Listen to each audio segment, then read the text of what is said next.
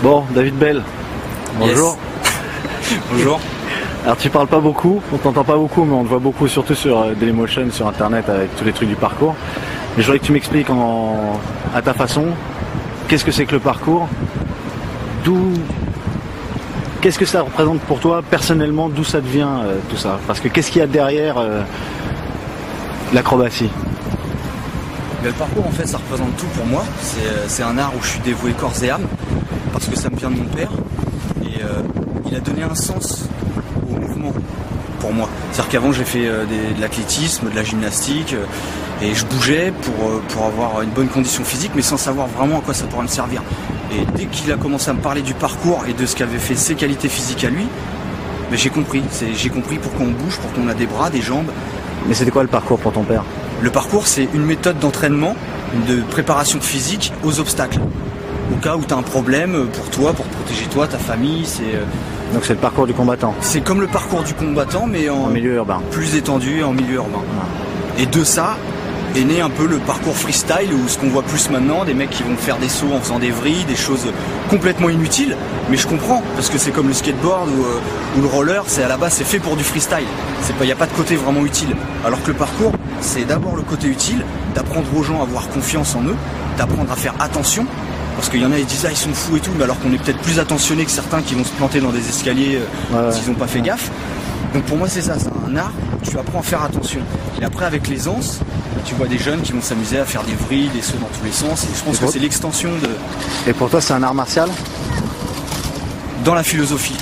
Dans la philosophie. Ouais, parce qu'il y a le côté martial, c'est la confrontation avec les obstacles. Alors que dans les arts martiaux, tu es obligé de faire mal ou de battre quelqu'un pour savoir que tu es fort. Alors que là, avec l'obstacle, là c'est juste la rencontre entre toi et l'obstacle. C'est toi contre toi-même. Et pourquoi la beauté du geste est aussi importante que l'exploit en lui-même? Je crois que la beauté du geste, elle reflète l'amour que tu donnes dans ton sport. C'est l'expression, faut pas chercher à faire le mouvement pour qu'il soit beau, c'est à force que tu aies de l'aisance, le mouvement devient beau. Comme je sais pas, un singe ou un puma qui va passer une rivière, on se dit c'est joli, mais lui quand il saute la rivière, il se dit pas j'essaye d'être joli, il essaye d'être le plus juste, le plus en accord possible. Avec ses capacités physiques. Donc je pense que c'est vraiment avec les années et tout ça que il commence à y avoir une gestuelle, quelque chose qui ressort, mais il faut vraiment travailler pour le côté utile au départ.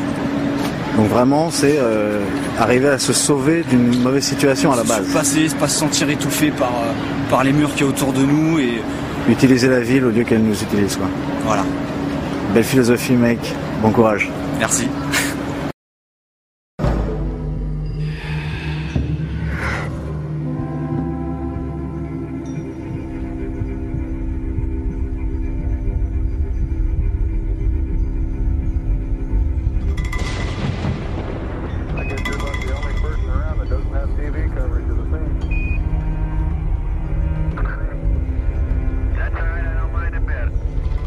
Are you ready to cooperate? No.